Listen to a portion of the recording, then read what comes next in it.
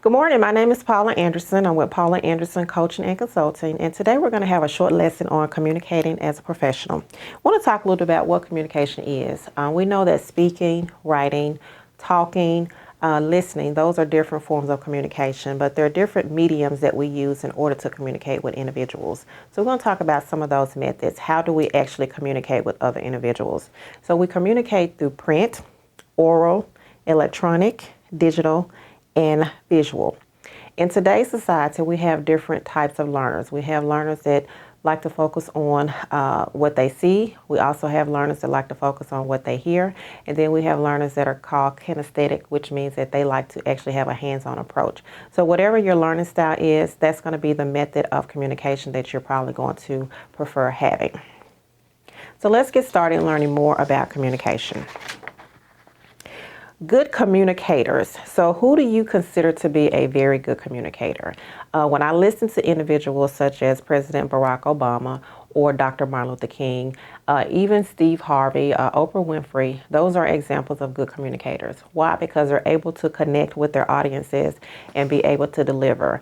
Another recent good communicator who's a little bit more strong in terms of his messaging is Dr. Eric Thomas, who is a motivational speaker. So here are some things that you need to look for when you're thinking about what good communication is or who is a good communicator. You're looking at their expertise, their knowledge, their charisma, their self-confidence, and their enthusiasm. So I mentioned President Barack Obama. When he delivered the 2004 the speech at the Democratic Convention, it was something about his message that actually mesmerized individuals. And so you knew that he was going somewhere based on that speech because of how he really related and connected with individuals. And inside this lesson, you're going to have a short clip of that video, so you'll see exactly what I'm talking about. Communicating as a professional. Professionalism is the quality of performing at a high level and conducting oneself with purpose and pride. What that means is that when you're communicating as a professional, you want to make sure that you always carry yourself in a very positive way. There are going to be situations where you may want to be out of control, and as a professional, you know you have to always maintain control. You have to communicate with diplomacy, you have to communicate with tact, and you also have to consider the other person's feelings, and that is considered to being empathetic. You do not want to fly off the handle. You want to evaluate the situation, and then you want to determine what is the best mode of communication. Do you need to write a letter? Do you need to have a face-to-face conversation with the individual? Do you need to set up a meeting with more than one person? So you want to determine which way is going to be the best way for you to handle that situation through communication. If you are working for an employer, then of course they're going to want you to have different ways that you communicate as well. So they're looking for you to have logical ideas and making sure that information is complete. Also expressing your ideas to make sure that they're coherent and persuasive. Coherent means that you have organized thoughts, that there's a flow to what you're saying. You're not all over the place. You have a structure as to what you're saying. Persuasive, of course, is when you're trying to convey your message, you're trying to sell yourself, get someone to change their behavior or attitude. Listening actively. Active listening means that you are listening with the intent to understand as well as to comprehend. Sometimes we can just hear a person and not really listen to them. You can think about situations when someone is talking to you, and if you're on your phone or if you're typing, they are really not listening to you. They're hearing what you're saying, but they're not listening to you. So you can tell when someone is listening to you. Communicating with other people. Making sure that, again, you have the right tone, you have the right professionalism when you're communicating with others. And also knowing your audience. Everyone does not like to have the same type of form of communication. So we're living in a time now where we have 4 different generations that are in the workplace. We have the silent generation, we have baby boomers, we have millennials, and we have Generation Xers. Well, each generation has its own style of communication. I'm a Generation X, and so I prefer things to be done a little bit more professionally. Email works for me, writing me a letter, calling me on the phone. Well, for millennials, you know, they like a lot of text messaging. Social media is one of the primary ways that they communicate with each other. They also like a lot of visual communication. So pictures, graphs, things of that nature helps them to understand what the message is that you're getting across. And then the last thing, grammatical skills. I can't emphasize enough how important it is to have good grammar, whether you're writing or speaking. Now, if you're in a conversation with someone who is a friend, then of course you can relax your language. It doesn't always have to be the perfect tense or the perfect word because you're with someone that you trust and you're just having a relaxed conversation. But whenever you're in a professional situation, you want to make sure that you always use correct grammar. The basic communication model is you have an idea, so a sender is going to send an idea. The sender encodes the idea as a message. Sender produces the message in a transmittable medium. Sender transmits the message through a channel. The audience receives the message. Receiver decodes the message. Receiver responds to the message, and the receiver provides feedback. So just think about when you're having a conversation with a girlfriend, or it could be with your child. You're actually going to send the message first, whether you're going to send that through oral, or if you're going to send it through writing, or if you're going to send it through a video. All of those are different ways that we communicate. And once the individual receives that information or that communication, they're going to respond based on what your initial intent was when you were actually sending that form of communication. Social communication model, which means that it's based on interaction, conversation, and open to all who participate.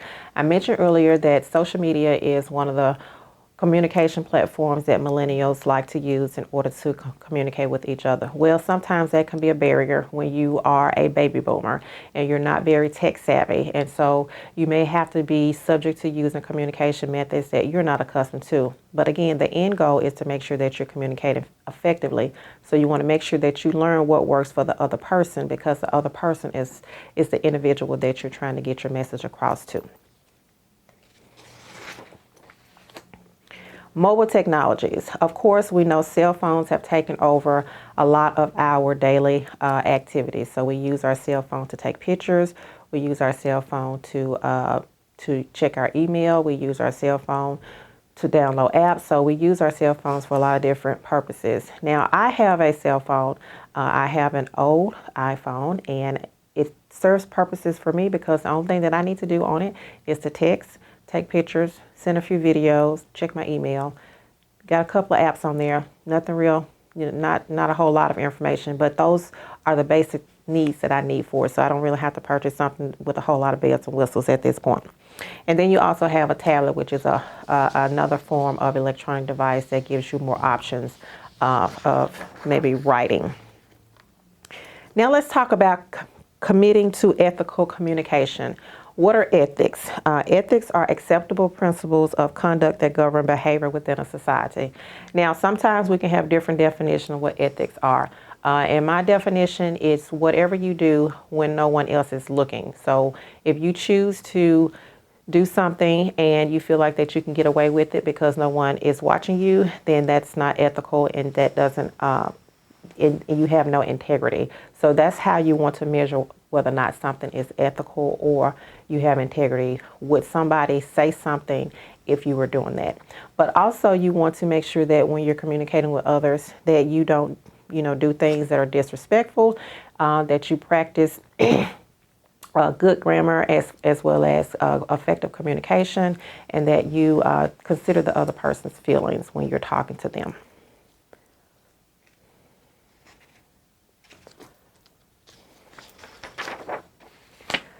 When you're making ethical choices, you want to consider these 4 things: honesty, integrity, communication, and transparency. Of course, honesty is making sure that you do what you say and that there's no gray area. Integrity, the example that I will give is if you are in a grocery store and someone drops a $100 bill, will you actually, and you see the person who drops it, will you pick it up and put it in your pocket, or will you ask that person, okay, hey, I saw that you dropped this, and give it back to them? So integrity is when no one else is watching how you're going to handle that situation. Transparency is being very open about a situation. Sometimes this is very hard because transparency means that you have to be vulnerable. So if you are a leader or you're a manager and there's a situation, just say for instance, individuals are going to have to lose their jobs. Well, it would be very transparent to give them some type of information about that, as opposed to just giving them a pink slip and just saying, I'm sorry, your job is no longer your job is no longer valid. That's not really the proper way to handle it. So you want to make sure that you give the correct information so that that individual will be aware and that they would know how to handle it, and there would not be any unanswered questions. And then, of course, communication. You want to make sure that you always communicate effectively at the right time, using the right medium. It is very discouraging for employees to need to know information and they don't get it directly from the individuals that need to share it with them. They have to hear it through the grapevine, or it surface through individuals who got the information before it made it out in an official manner. And so that causes individuals to not trust the leadership. Cultural diversity. Now, we live in a country where we have different types of cultures, and we have to respect the differences of each. I think this is one of the challenges that we face in our society, is that we know that we're all different, and sometimes we don't think about how our differences can be a plus as opposed to a negative. And I want to share with you some of the reasons for cultural diversity, and then give you an example of a movie that I watched that actually focused on cultural diversity. So social customs, nonverbal communication, age differences, gender differences, religious differences, and ability differences. So those are different things that make a culture different. But I recently watched this movie called The Best of Enemies.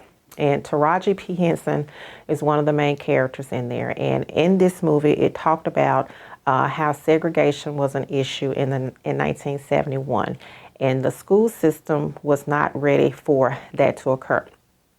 And so there was this concept called a charrette, where an individual from outside of that community came into that community to bring individuals who were in favor of civil rights, and then individuals who were actually a part of the KKK. So you think, okay, how are these two groups how are they going to get along and understand each other? Well, of course, the process did not happen overnight. There were a lot of tensions. It had to be a shifting of the heart as well as a shifting of the mind, and actually understanding the other person, getting to know the other person. So at the end, the KKK actually began to understand the pressure and the sensitivity associated with the issues of Taraji P. Henson's character, and how her community felt like they were not being treated well. And so his heart was transformed based on the fact that he could understand at that point that because they were different in different circumstances, they did not have to have different resources.